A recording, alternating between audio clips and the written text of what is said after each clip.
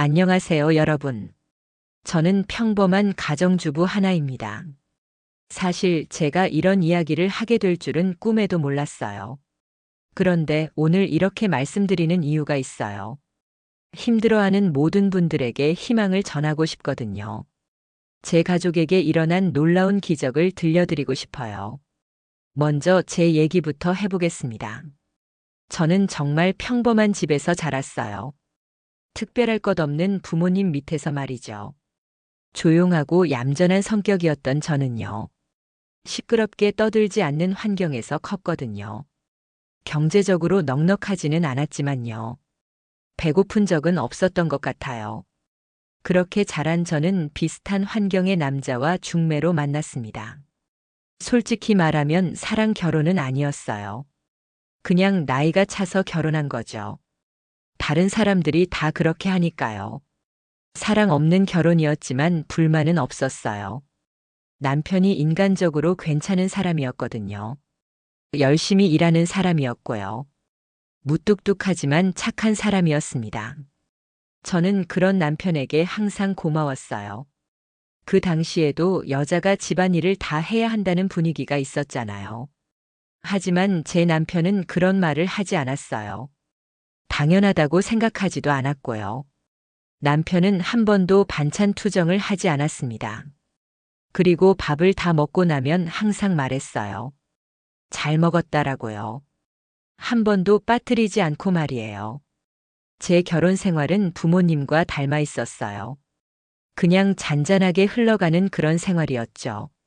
그런데 이런 평화로운 생활에 딱 하나 문제가 있었어요. 바로 시댁이었습니다. 이 얘기를 듣는 많은 분들이 공감하실 것 같아요. 처음에는 시댁에 가는 게 즐거웠어요.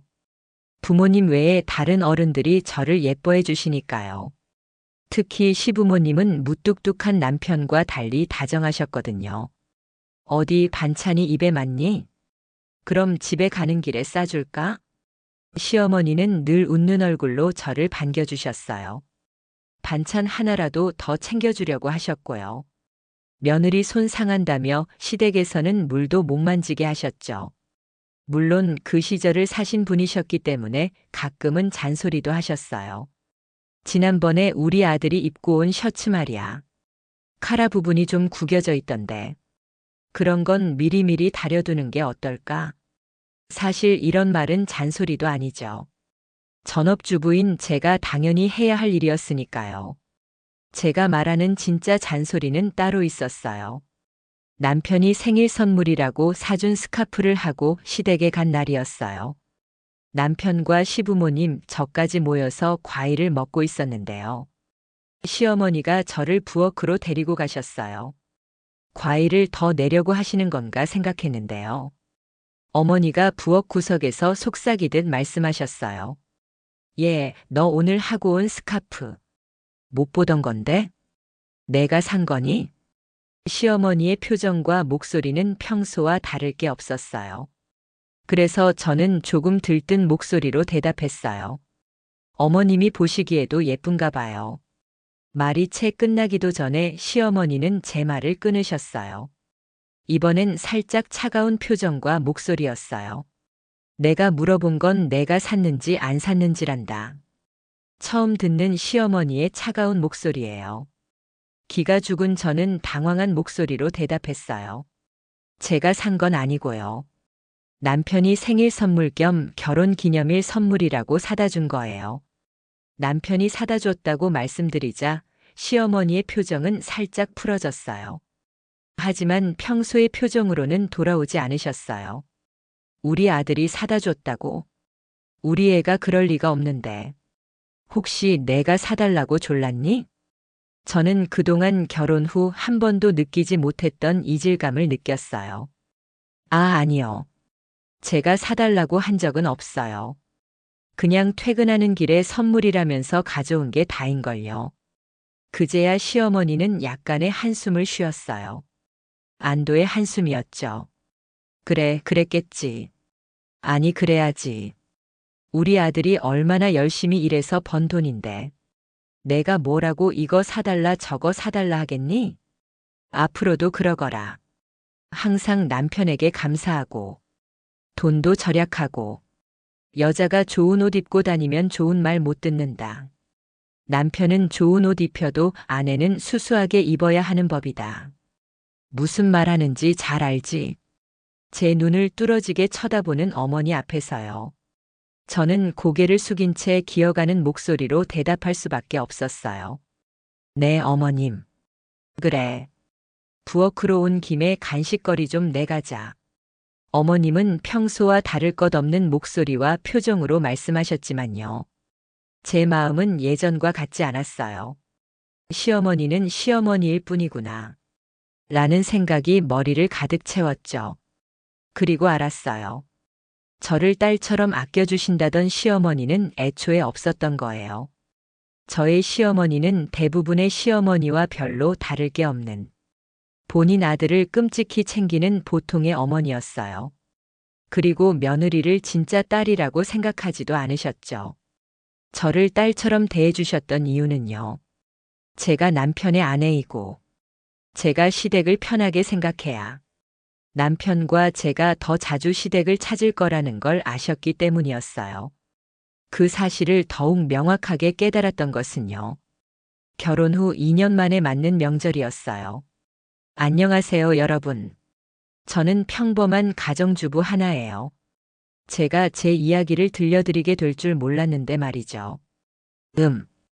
이렇게 사연을 보내는 이유가 있어요. 지금 힘든 시간을 보내고 계신 분들께 희망을 전하고 싶거든요. 제 인생에서 일어난 놀라운 기적 같은 일을 나누고 싶어서요. 일단 저부터 소개해 드릴게요. 아주 평범한 집안에서 자랐어요. 별다른 문제 없이 조용조용하게 말이죠. 순하고 얌전한 성격이라 어른들 눈밖에 날 일도 없었고요. 경제적으로 넉넉하지는 않았지만 배고픈 적은 없었어요. 그런 환경에서 자란 덕에 비슷한 처지의 남자분과 중매로 만나 결혼했죠. 솔직히 말하면 사랑해서 결혼한 건 아니었어요. 그냥 나이가 차니까 다들 그러더라고요. 그때가 되면 결혼하는 게 자연스러운 거라고. 사랑 없는 결혼이었지만 불만은 없었어요.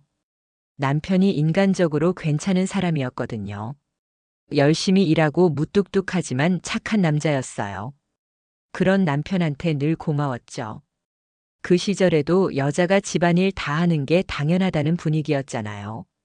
근데 남편은 그런 말 안 했어요. 당연하게 생각하지도 않았고요. 반찬 투정도 한 번 안 했어요. 밥 먹고 나면 항상 잘 먹었다고 말해줬고요. 제 결혼 생활은 부모님 모습과 닮아 있었어요. 그냥 잔잔하게 흘러가는 그런 일상이었죠. 근데 딱 하나 문제가 있었어요. 바로 시댁이었거든요. 처음엔 시댁 가는 게 즐거웠어요. 부모님 말고 다른 어른들이 저를 예뻐해 주시니까 행복했죠. 특히 시부모님은 무뚝뚝한 남편과 달리 정말 다정하셨어요. 반찬이 입에 맞냐고 물어보시고 가는 길에 싸줄까 하시면서요. 시어머니는 늘 웃는 얼굴로 반겨주셨거든요. 며느리 손상한다며 손에 물도 못 묻히게 하셨고요. 물론 그 시절 사셨던 분이니까 가끔은 잔소리도 하셨어요. 지난번에 우리 아들 셔츠 카라 부분이 구겨져 있던데 그런 건 미리미리 다려두는 게 어떻겠니? 사실 이런 말은 잔소리도 아니죠. 전업주부인 제가 당연히 해야 할 일이었으니까요. 제가 말하는 진짜 문제는 따로 있었어요. 남편이 생일 선물로 사준 스카프를 하고 시댁에 간 날이었어요. 남편과 시부모님이 함께 과일을 먹고 있는데 시어머니가 저를 부엌으로 데려가셨어요. 과일을 더 내오려고 하시나 생각했는데 어머니가 부엌 구석에서 속삭이듯 말씀하셨어요. 너 오늘 하고 온 스카프 못 보던 건데 내가 산 거니. 시어머니 표정과 목소리는 평소와 다를 게 없었거든요. 그래서 저는 조금 들뜬 목소리로 대답했어요. 어머님이 보시기에도 예쁜가 봐요. 말이 채 끝나기도 전에 시어머니는 제 말을 끊으셨어요. 이번엔 살짝 차가운 표정과 목소리였죠. 내가 물어본 건 내가 샀는지 안 샀는지란다. 처음 듣는 시어머니의 차가운 목소리에 기죽은 저는 당황해서 대답했어요. 제가 산 건 아니고요. 남편이 생일 선물 겸 결혼 기념일 선물이라고 사다 준 거예요. 남편이 사다 줬다고 말씀드리자 시어머니 표정은 살짝 풀어졌지만 완전히 평소대로는 아니었어요. 우리 아들이 사다 줬다고네. 우리 애가 그럴 리가 없는데 혹시 내가 사달라고 졸랐니? 저는 그동안 결혼 후에는 한 번도 느끼지 못했던 이질감을 느꼈어요. 아니요. 제가 사달라고 한 적은 없어요. 그냥 퇴근하는 길에 선물이라면서 가져온 게 다인걸요. 그제야 시어머니는 약간의 한숨을 쉬었어요. 안도의 한숨이었죠. 그래, 그랬겠지. 아니, 그래야지. 우리 아들이 얼마나 열심히 일해서 번 돈인데. 내가 뭐라고 이거 사달라 저거 사달라 하겠니? 앞으로도 그러렴. 항상 남편에게 감사하고 돈도 절약하고. 여자가 좋은 옷 입고 다니면 좋은 말 못 듣는다. 남편은 좋은 옷 입혀도 아내는 수수하게 입어야 하는 법이다. 무슨 말 하는지 잘 알지. 제 눈을 뚫어지게 쳐다보는 어머니 앞에서 저는 고개를 숙인 채 기어가는 목소리로 대답할 수밖에 없었어요. 네. 어머님. 그래, 부엌으로 온 김에 간식거리 좀 내가자. 어머님은 평소와 다를 것 없는 목소리와 표정으로 말씀하셨지만 제 마음은 예전과 같지 않았어요. 시어머니는 시어머니일 뿐이구나라는 생각이 머리를 가득 채웠죠. 그리고 알았어요. 저를 딸처럼 아껴주신다던 시어머니는 애초에 없었다는 걸. 저의 시어머니는 대부분의 시어머니와 별로 다를 게 없는 본인 아들을 끔찍히 챙기는 보통의 어머니였어요. 그리고 며느리를 진짜 딸이라고 생각하지도 않으셨죠. 저를 딸처럼 대해주셨던 이유는 제가 남편의 아내이고 제가 시댁을 편하게 생각해야 남편과 제가 더 자주 시댁을 찾을 거라는 걸 아셨기 때문이었어요. 그 사실을 더욱 명확하게 깨달았던 것은 결혼 후 2년 만에 맞는 명절이었어요. 시댁은 아침부터 바빴죠.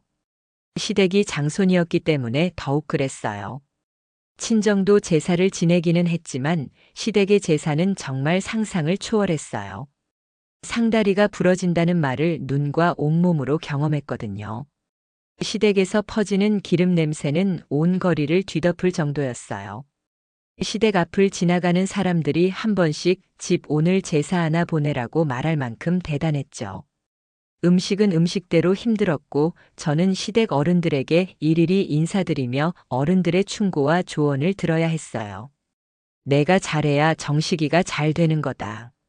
명심하고 아내 노릇에 최선을 다해야 해. 여자란 말이다 자고로 몸가짐을 조신히 하고 목소리가 작아야 한다. 아가는 목소리가 작아 보이기는 하지만 여자가 나이가 들면 목소리가 커지기 마련이야. 그러지 않기 위해서 항상 이 말을 명심하고 노력하거라. 그래, 우리 때만 해도 그런 여자들 소박 맞고 쫓겨나는 일이 비일비재했지. 시댁 어른들은 아내로서 지켜야 할 일 시부모님을 모시는 올바른 방법에 대한 이야기를 끊임없이 늘어놓으셨어요. 자리를 박차고 일어나고 싶은 마음에 남편 쪽을 흘끗흘끗 보기도 했지만 남편도 자기 나름대로 힘든 시간을 보내고 있더라고요. 결혼하고 제대로 맞는 명절이라며 친척 어른들이 주시는 술을 주시는 족족 받아먹고 있었어요. 우리 정식이가 말이야 장가도 가고 어떻게 마누라가 밥은 잘 해주더냐. 내 잘 살고 있습니다. 그래, 그래야지. 내 아버지가 얼마나 수고해서 찾아준 마누라인데 잘해야지. 술기가 올라 얼굴이 빨개진 친척 어른들은 계속해서 새로운 술상을 달라고 소리치며 남편에게 이런저런 이야기를 했어요.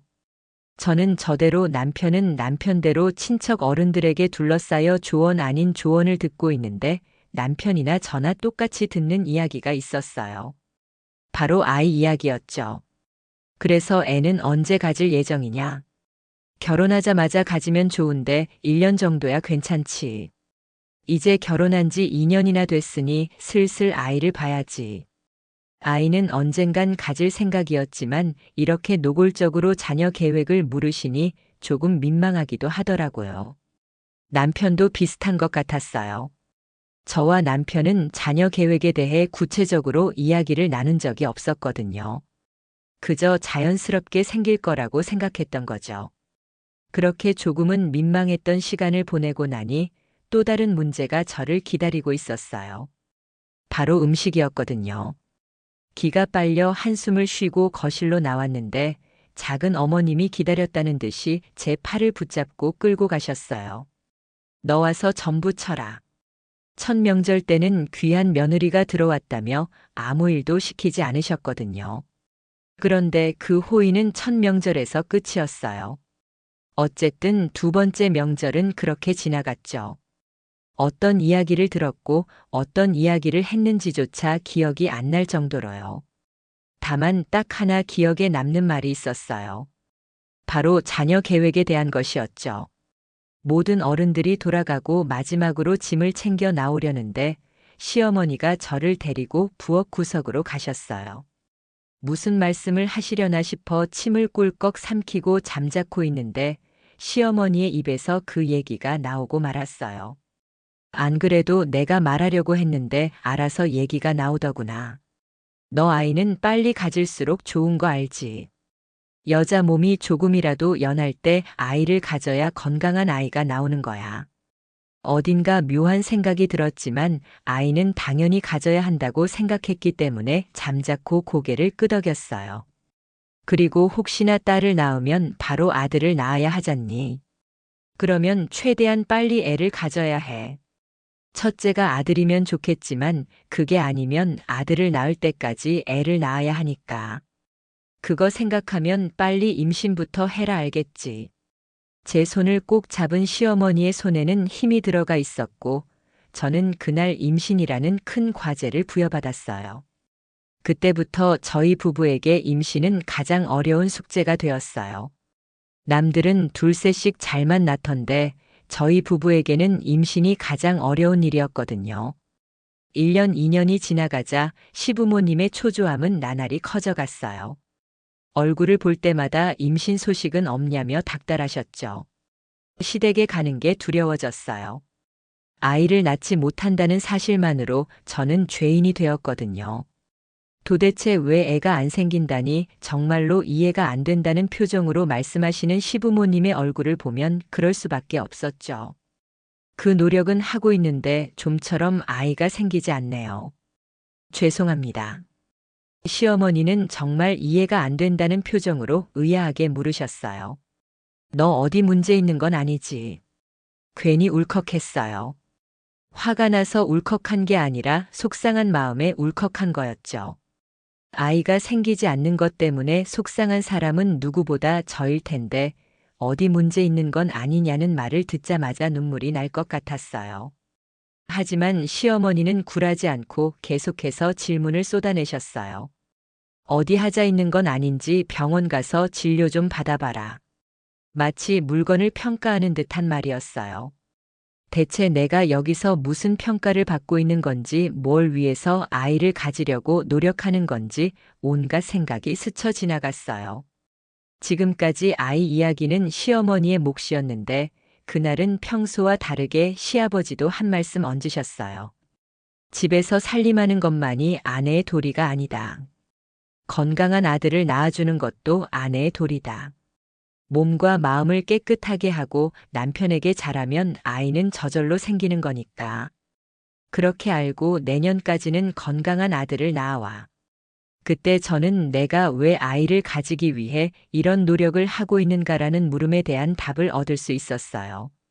직업도 없이 특출난 재능도 없이 할 줄 아는 건 집안일 뿐인 저는 남편 외에 의지할 곳이 없었거든요. 아이를 낳지 못했다고 이 집안에서 쫓겨난다면 갈 곳이 없었죠. 그렇게 현실을 직시함과 동시에 억울한 마음도 들었어요. 지금이라도 곧장 시아버님에게 따지듯이 말하고 싶었거든요. 아이 낳는 게 마음대로 되는 건가요? 아무리 노력해도 아이가 들어서지 않는데 저더러 도대체 뭘 어쩌라는 말씀이세요? 제가 무슨 아이 낳는 기계인가요? 마음만 먹으면 애를 순풍순풍 낳게 저도 그럴 수 있으면 그러고 싶어요. 그런데 안 되는데 제가 무슨 수를 애를 낳아요. 속은 들끓고 있었지만 단 한마디도 할 수 없었어요. 앞서 말했듯이 저는 남편 외에 의지할 구석이 없었거든요. 착잡한 마음으로 집으로 돌아갔고 저는 아이를 가지기 위해 숱한 노력을 했어요. 병원도 다녔거든요. 좋다는 병원을 수소문해서 찾아다녔지만 저에게 문제가 있다고 말하는 병원은 단 한 곳도 없었어요. 그래서 저는 남편에게 검사를 권했고 남편도 저의 제안에 응했어요. 아마 남편도 아이가 생기지 않는 것에 스트레스를 받고 있었겠죠. 저는 솔직히 말해서 나한테 문제가 있는 게 아니면 남편한테 문제가 있는 거야. 남편한테 문제가 있는 거면 아이를 못 갖는 게 내 탓이 아닌 게 되니까 시부모님의 잔소리에서 벗어날 수 있겠지라는 치사하고 나쁜 생각도 했어요. 남편에게 미안한 생각이었죠. 그런데 이런 생각을 할 만큼 당시에 저는 벼랑 끝에 서 있었거든요. 남편에게 몹쓸 생각을 하고 나서는 남편한테 문제가 있으면 그걸 해결하면 돼. 그걸 해결하면 아이가 생길 거야라는 희망을 품기도 했어요. 그런데 하늘도 무심하시죠. 검사 결과 남편에게 문제가 있다고 말하는 곳은 단 한 군데도 없었어요. 무뚝뚝한 남편은 별다른 반응을 하지 않았지만 그래도 오래 살았다고 남편의 표정이 미묘하게 변했다는 사실을 알 수 있었어요. 남편은 자기 나름대로 슬픈 표정을 하고 있었거든요. 마지막이라고 생각하고 갔던 병원에서도 별다른 문제가 없다고 하자 하늘이 노래졌어요. 땅이 꺼지는 것 같았거든요. 왜 나한테 이런 어려움이 찾아온 건지, 내가 대체 뭘 잘못했다고 남들은 쉽게 갖는 아이도 한 명 못 갖는 건지. 차라리 어디가 안 좋은 거라면 이해라도 하겠는데 아무 문제가 없다면서 왜 아이가 생기지 않는 건지 하늘이 원망스럽더라고요. 그리고 이 사실을 전해들은 시부모님의 반응을 생각하자 심장이 터질 듯이 뛰었어요. 제 심장 소리가 귀에 들릴 듯이 심장은 쿵쿵거렸고 손은 벌벌 떨렸어요. 남편이 제 손을 붙잡고 진정시켜 주려고 했지만 저는 도무지 진정을 할 수가 없었어요. 남편에게 이 소식을 전해들은 시부모님은 펄쩍 뛰시며 모든 원인을 저에게 돌리셨어요. 차마 당신들의 자식 탓을 할 수는 없었으니까요. 이래서 여자를 잘 골라야 돼. 자식 하나 못 낳는 게 무슨 여자라고. 이런 말은 수없이 들었기 때문에 감흥조차 없었어요. 하지만 이 말은 너무 두려웠거든요. 정씨가 내가 무슨 잘못이 있니? 지금이라도 안 늦었다. 너도 더 나이 들기 전에 다른 아가씨 만나서 결혼해라. 도대체 얘 때문에 내가 무슨 고생이니? 엄마 아빠가 좋은 아가씨 소개해 줄 테니까 얼른 이혼해. 알겠지 응. 남편에게 버림받을 것이란 불안감, 남편에게 버림받으면 갈 곳이 없다는 걱정이 현실이 되자 저는 기어이 쓰러졌고 한동안 정신을 차리지 못했어요. 겨우 밥 한 숟갈을 뜰 수 있는 힘이 생겼을 때 미음 한 숟갈을 먹었는데 그마저도 몸이 받아주질 않아 속을 개워내야 했거든요. 그런 와중에도 시부모님은 매일같이 찾아와 남편을 설득했어요. 이혼하라고요. 남편은 저에게 들리지 않게 시부모님을 돌려보냈지만 어떻게 모를 수 있겠어요. 동네가 떠나가게 이혼하라며 소리치시는데 모를 수가 없죠. 이렇게 죽는구나. 자식 한 명 못 낳았다고 이렇게 죽는구나. 사람이 이렇게도 죽을 수 있구나라고 생각하며 모든 것을 포기하려고 했던 그때 남편이 제 옆으로 와서 말했어요. 그만하자. 죽을 듯이 힘든 와중에도 눈물은 나더군요. 저는 남편의 말에 그래 그러자 이혼해 줄게라고 대답했어요. 그런데 남편은 눈을 커다랗게 뜨며 놀란 목소리로 말했거든요. 그게 무슨 말이야? 아이 갖는 걸 포기하자고 한 거야. 저야말로 깜짝 놀랐어요. 아이를 포기하자니 이게 무슨 말이냐고 물었죠. 결혼하고 7년 동안 이 문제로 고생했어. 나나 당신이나. 아니 당신이 더 고생했지. 저는 남편의 말을 한 번에 이해하지 못했어요. 지금 그게 무슨 말이야? 당신 아이를 포기하자니 이 얘기를 어머님이랑 아버님이 아시면 어떻게 되겠어? 나 정말 소박 맞고 쫓겨날지도 몰라. 나중에 듣게 된 남편의 말에 따르면 저는 몸을 사시나무처럼 떨며 덜덜 떨리는 목소리로 남편의 옷을 찢어질 듯 붙잡고 있었다고 해요. 공포에 떨고 있었던 거죠. 7년 동안 시부모님에게 받았던 핍박 아이를 갖지 못한다면 버림받을 거란 생각을 가지고 있었기 때문이에요. 그랬기 때문에 아이를 갖지 말자는 남편의 말은 제게 이혼하자라는 말로밖에 안 들렸어요. 남편은 제가 어떤 생각을 하고 있는지 다 알고 있다는 얼굴로 제 손을 토닥였고 진작에 이렇게 말하지 못해서 미안해. 이렇게까지 해서 아이가 생긴다면 우리가 행복할까라고 생각했어. 그냥 아이가 자연스럽게 찾아올 때까지 기다리자라고 말해주었어요. 남편은 시부모님에게 최소한의 예의만 하겠다고 선언했고 이 말을 듣자 시부모님은 펄쩍 뛰셨지만 하나밖에 없는 아들의 결정에 감히 아무 말도 하지 못하셨어요. 그런 모습을 보니 헛웃음이 나더라고요. 내 앞에서는 폭언과 무시를 일삼던 분들이 앞으로 보지 않겠다라는 무시무시한 아들의 말에는 꼼짝도 못하시는 게요. 한두 달 정도 시부모님은 정말 아무 연락도 안 하셨어요. 덕분에 저는 일상을 되찾을 수 있었고 심리적으로도 어느 정도 안정이 된 상태였죠. 그런데 남편이 회사에 간 지 얼마 안 되었을 때 누군가가 집 문을 부술 듯이 두드렸어요. 남편도 없는 상태에서 정체를 모르는 사람이 문을 두드리니 너무 무섭더라고요. 어쩔 줄을 모르고 있는 순간 밖에서 고함 소리가 들렸어요. 지금 뭐 하는 짓입니까? 그 목소리를 듣는 순간 떨리는 손이 멈췄어요. 고함친 목소리는 친정 아버지였거든요. 집 앞에서 문을 두드리는 사람들은 아니나 다를까 시부모님이었죠. 친정 부모님은 제가 결혼 생활 동안 어떤 일을 겪었는지 자세히 들은 후 미안한 마음에 어쩔 줄 모르셨어요. 그때 당시 대부분의 어른들이 그랬듯 제 부모님도 출가 외인이라는 생각을 하셨거든요. 저도 그런 부모님의 영향을 받았던 터라 시집을 갔으면 잘 사는 모습을 보여주어야 한다는 의무감이 있었던 것 같아요. 그래서 가끔 친정집에 가면 별일 없냐는 부모님의 말에 억지로 웃고는 했거든요. 친정 부모님은 그러려니 하셨죠. 남편과도 사이가 좋고 제가 별말 안 했으니 당연한 일이었어요. 하지만 남편이 친정 부모님을 찾아가 그동안의 일을 전하고 사죄의 말을 했을 때 제 어머니는 눈물을 흘리셨고 아버지는 깊게 한숨을 내쉬셨어요. 우리는 그런 줄도 모르고 너한테 손주 얘기나 하고. 사실 친정 부모님도 임신에 대한 압박을 안 주신 건 아니었거든요. 그 뒤로 저희 부부는 친정에 가는 경우가 잦아졌어요. 남편의 선택이었거든요. 그동안 시댁에 가느라 친정을 거의 못 가다시피 했거든요. 부모님과 남편과 시간을 보내다 보니 심리적으로 위축되어 있던 제 마음도 많이 풀어졌어요. 그런데 그때 시부모님이 나타난 거였어요. 다행히 친정 부모님이 오시는 날이었으니 망정이지 아무도 오지 않았더라면 시부모님이 문을 부셨거나 제가 기절했거나 둘 중에 하나가 벌어졌을 거예요. 집안에서 떨리는 마음으로 있는데 밖에서 옥신각신하는 소리가 들렸어요. 여기가 어디라고 옵니까? 내가 내 아들 집에 오는데 허락받아야 됩니까?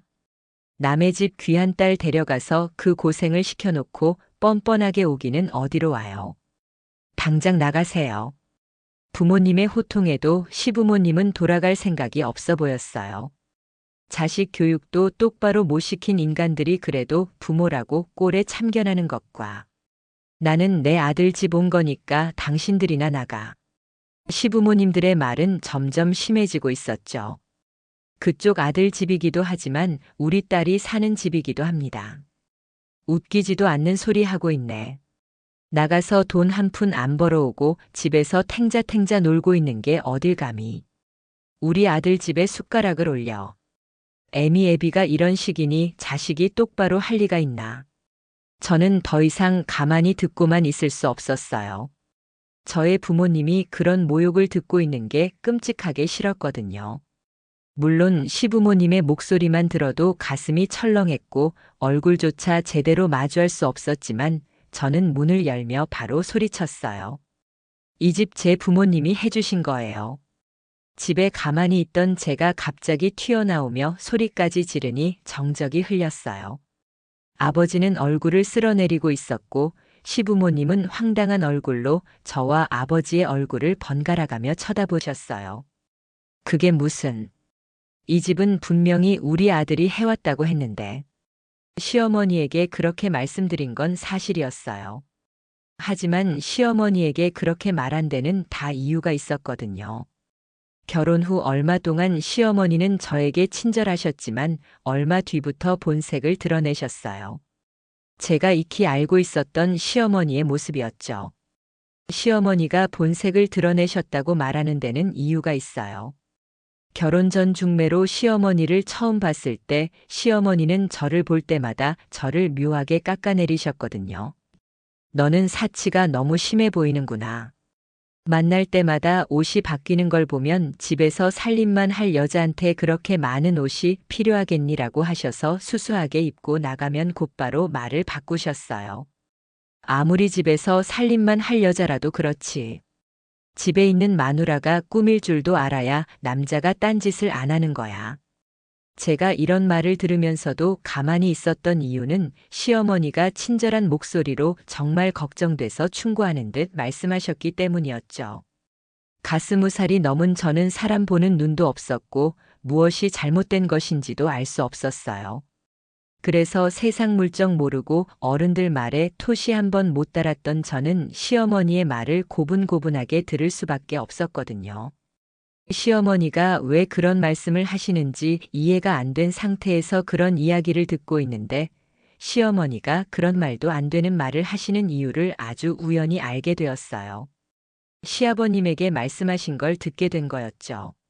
시댁에서 집을 못 해왔다고 그쪽 집안에서 우리 정식이를 만만하게 보면 어떻게 해요?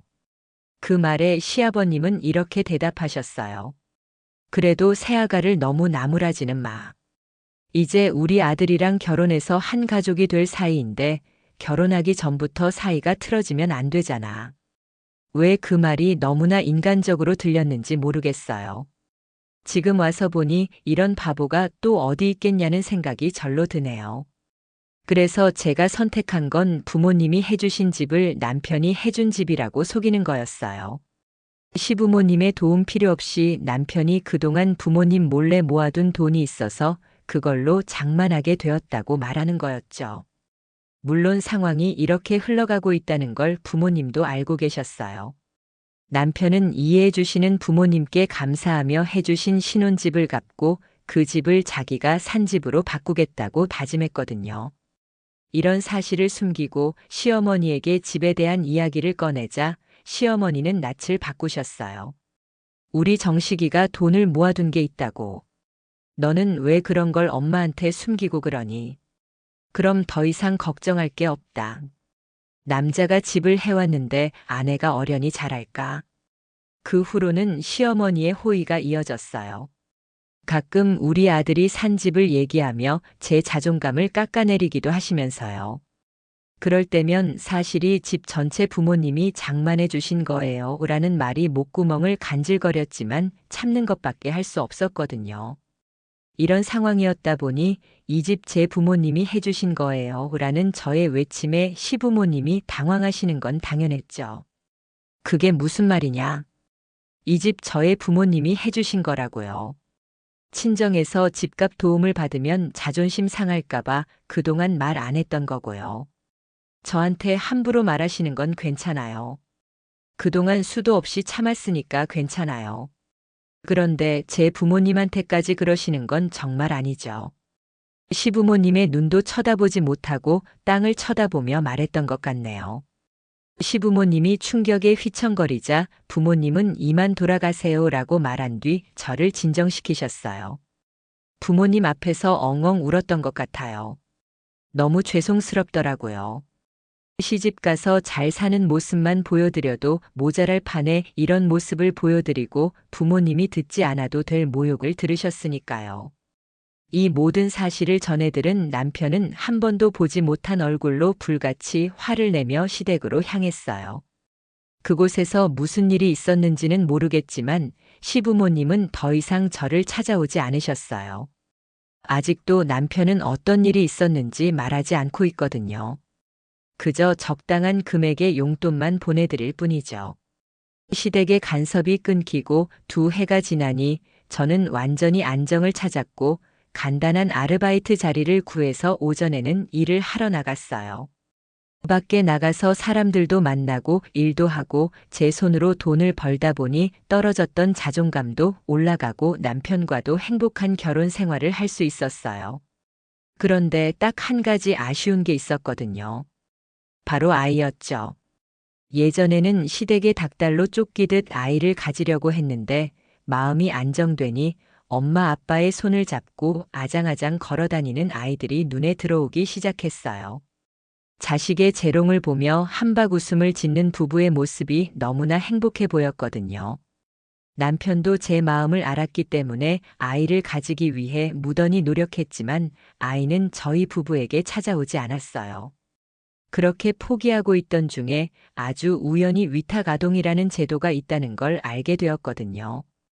위탁아동에 대해 알아보고 남편과 이야기를 나누고 관련 기관에서 여러 가지 교육을 받은 후 저희 부부는 부모에게 버려져 고아원에 있던 한 아이를 소개받을 수 있었어요.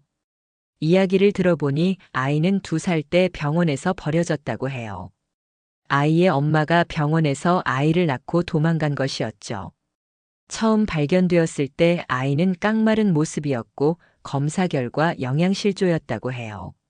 아이가 이런 곳에 있다는 건 분명 누군가가 데려다 놓은 걸 텐데 아이를 이렇게 만든 장본인을 도저히 찾을 수 없자 병원은 아이에게 해줄 수 있는 조치를 해준 뒤 근처에 있는 시설로 아이를 맡겼다고 해요. 그 아이는 시설에 맡겨진 지 1년 만에 저희 부부와 만나게 된 것이었죠. 어린아이를 대하는 것에 능숙하지 못했던 저는 두렵고 떨리는 마음으로 아이에게 향했어요. 2살배기였던 아이는 또래에 비해 작아 보였거든요. 시설에 있던 선생님은 아이에 대한 간단한 설명을 해주었어요. 아직 어려서 칭얼거릴 만도 한데 그런 게 없어요. 데리고 있기에는 편하실 거예요. 이 말이 왜 이리 거슬렸었는지 그때는 알지 못했지만 어느 정도 시간이 지난 뒤 그 이유를 알 수 있었어요. 아이가 말이 없었던 이유는 너무나 짧았던 인생이라는 시간이 끔찍했기 때문이었겠죠. 이런 사실을 알면서도 아이가 얌전해서 데리고 있기에 편하다고 말하다니. 입양을 염두에 두고 위탁을 시작한 저는 그 말을 듣자 그 아이를 데려오겠다는 마음이 더욱 단단해졌어요. 아이를 집으로 데려온 날 저와 남편은 서로의 눈을 한참 동안 바라보았어요. 말을 하지 않아도 알 수 있었거든요. 그때부터 저희 부부는 입양을 생각하고 있었나 봐요. 작은 아이를 키운다는 건 여간 힘든 일이 아니었어요. 애들은 풀어놓으면 알아서 큰다는 어른들의 말은 하나도 맞는 게 없었거든요. 민수는 제대로 먹어야 하는 시기에 영양을 공급받지 못했기 때문에 다른 아이들보다 더더욱 영양에 신경을 써야 했어요. 저희가 먹을 밥과 민수가 먹을 밥을 짓고 민수를 씻기고 잠자리를 봐주고 한 번도 해보지 않은 일들이 휘몰아치는데 저희 부부는 이런 생활에 적응하기 위해 한동안 애를 썼어요. 민수가 자라는 것을 지켜보는 건 생각했던 것보다 더더욱 행복한 일이었거든요. 그렇게 민수의 나이가 4살이 되었을 때 민수 부모의 친권이 박탈되었다는 소식이 들렸어요. 이런 상황에서 입양을 미룰 이유는 없었거든요. 저와 남편은 민수의 위탁 부모에서 진짜 부모가 되었어요. 비록 제 몸으로 낳은 아이는 아니었지만 저는 누구보다 민수를 사랑했어요. 뻔한 이야기지만 민수는 마음으로 낳은 자식이었거든요. 물론 문제가 없었던 건 아니었어요. 민수를 입양하고 처음 겪은 문제는 바로 시부모님의 방해였거든요. 용돈만 보내드리고 생일 때는 남편만 찾아가서 간단하게 식사하는 게 전부였는데 어떻게 아셨는지 모르는 번호로 전화를 거시더라고요. 처음에는 모르는 번호로 전화가 와서 거절했는데 전화가 끊기지 않고 오니 전화를 받았어요. 수화기 너머로 익숙한 목소리가 들렸거든요. 너는 내가 애를 못 가지는 몸이라고 남의 씨를 집안에 들여. 시어머니는 제가 아무 반응 없이 조용하자 기가 죽었다고 생각하신 것 같았어요. 너 어디냐 집이지. 지금 당장 찾아갈 테니까 싹싹 빌고 그 애는 다시 갖다 버려. 어딜 감히 이 시집 안에 다른 씨를 들이냐고. 시어머니가 간과하신 게 있었어요.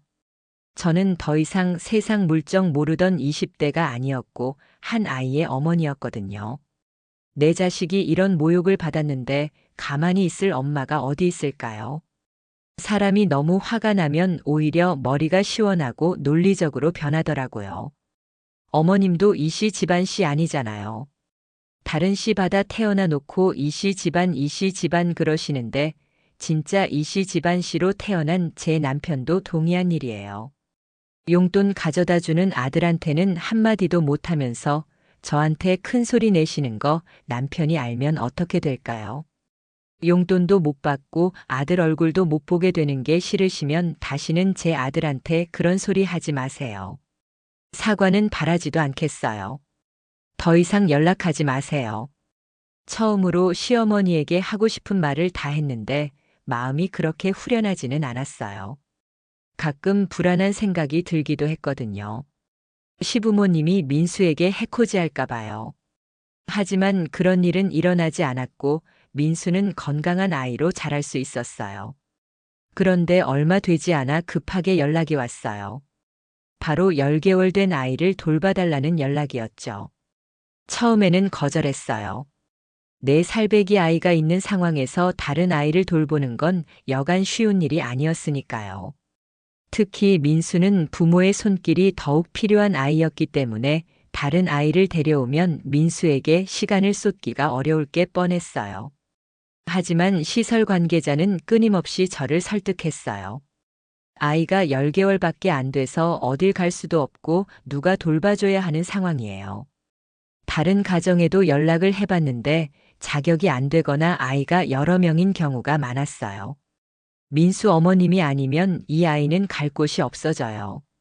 아이를 돌봐줄 곳이 정해질 때까지만이라도 아이를 돌봐주실 수 없을까요? 그 이야기를 들었어도 거절하는 게 맞았어요. 저는 민수의 엄마고 내 자식이 누구보다 소중한 건 자연스러운 거니까요. 그런데 왜인지 가슴 한편이 불편했어요. 거절하는 말로 전화를 끊고 난 뒤에도 10개월 아이가 자꾸만 생각났거든요. 남편과 상의를 하는 도중에도 그 아이가 눈앞에 아른거렸어요. 그래서 저도 모르게 한숨을 쉬었나 봐요. 어느새 저보다 저를 더 잘 알게 된 남편은 이렇게 말했어요. 지금 바로 아이를 데려와야 하는 거지. 저는 깜짝 놀라 남편에게 다시 물었어요. 그게 무슨 말이야? 지금 안 데려오면 당신 계속 한숨만 쉴 것 같아. 우리가 계속 데리고 있지는 못하더라도 아이를 돌봐줄 곳이 생길 때까지는 우리가 돌봐주자. 절대 안 된다며 시설 관계자의 전화를 끊었는데 아이를 데려오겠다니 조금 멋쩍은 상황이었지만 관계자에게 전화를 걸었어요. 아이를 데려가겠다고 말하자 아이를 만나게 될 날이 정해졌고 남편과 민수와 함께 약속 장소로 향했어요.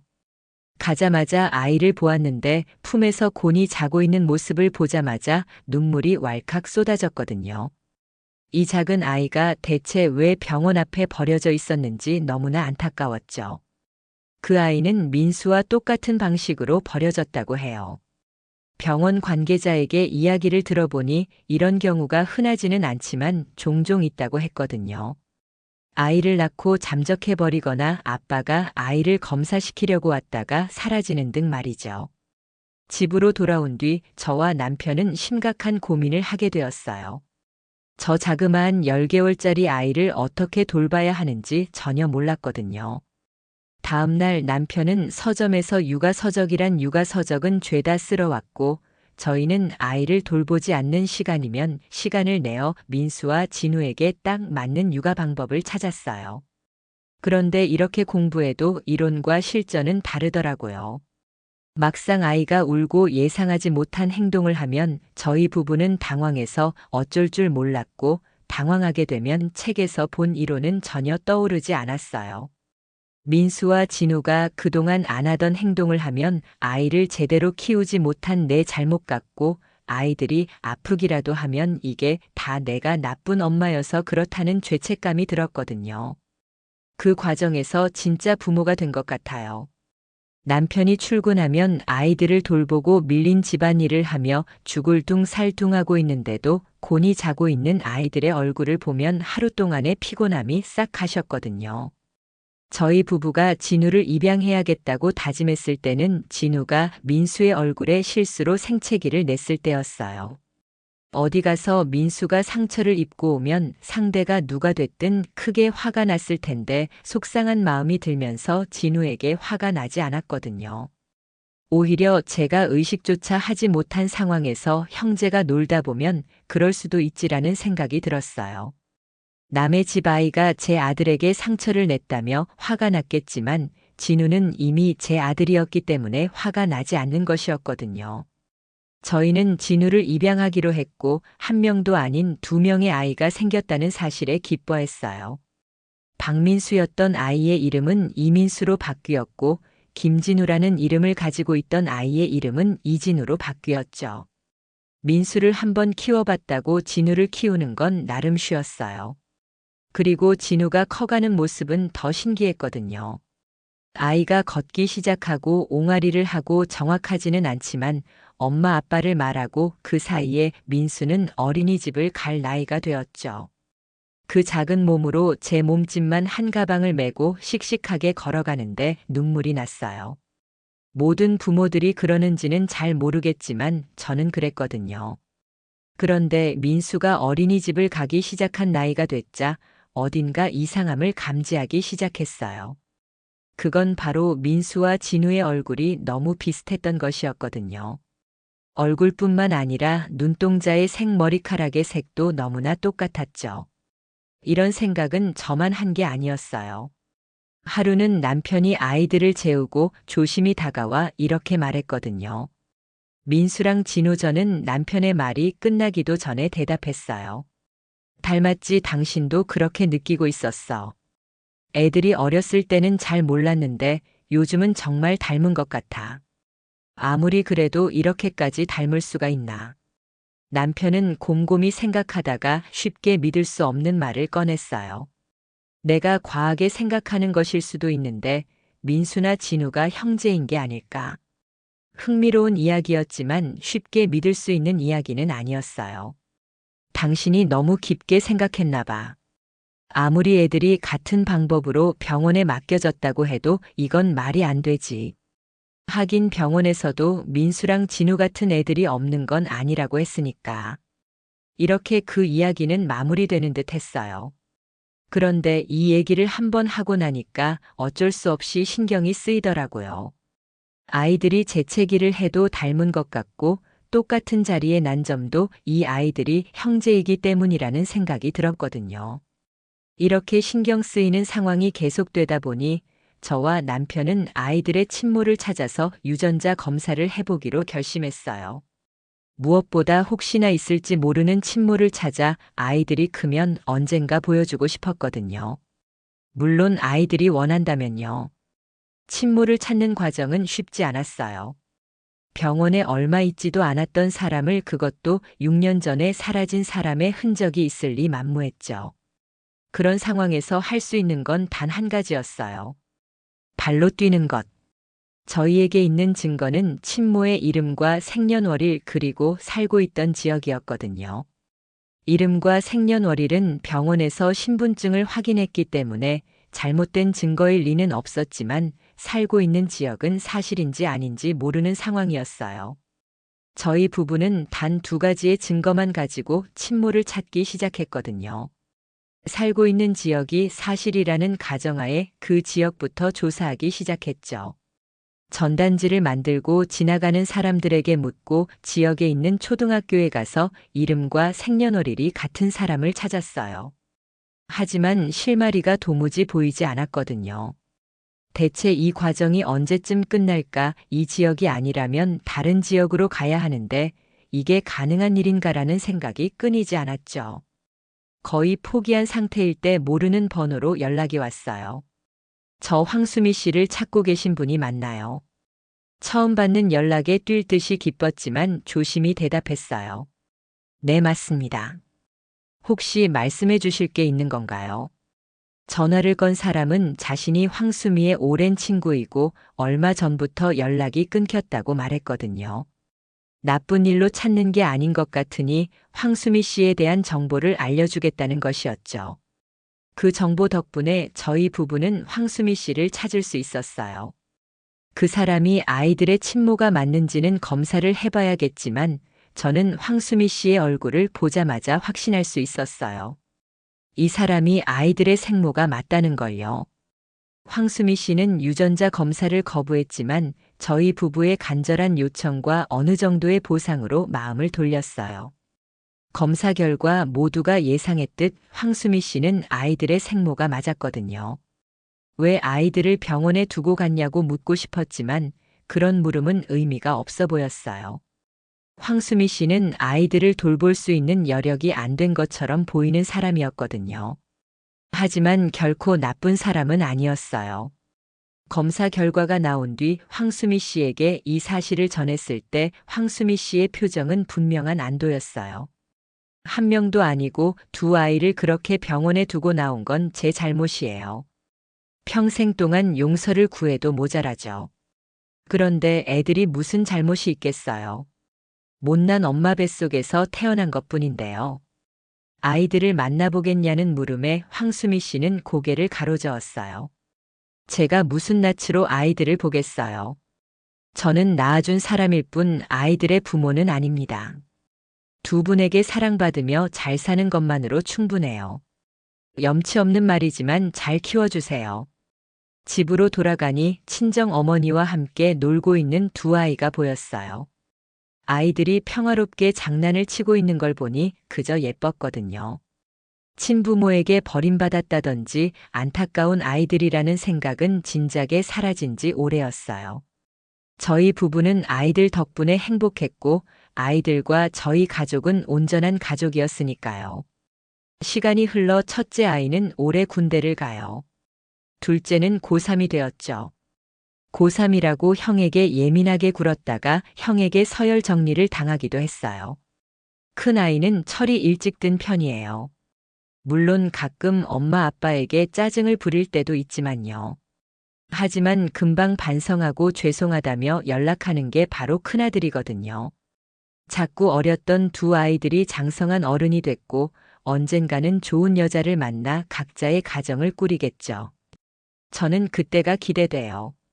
한 가지 확실한 건 저는 아이들이 데려온 아내에게 저희 시어머니 같은 행동은 하지 않을 거예요.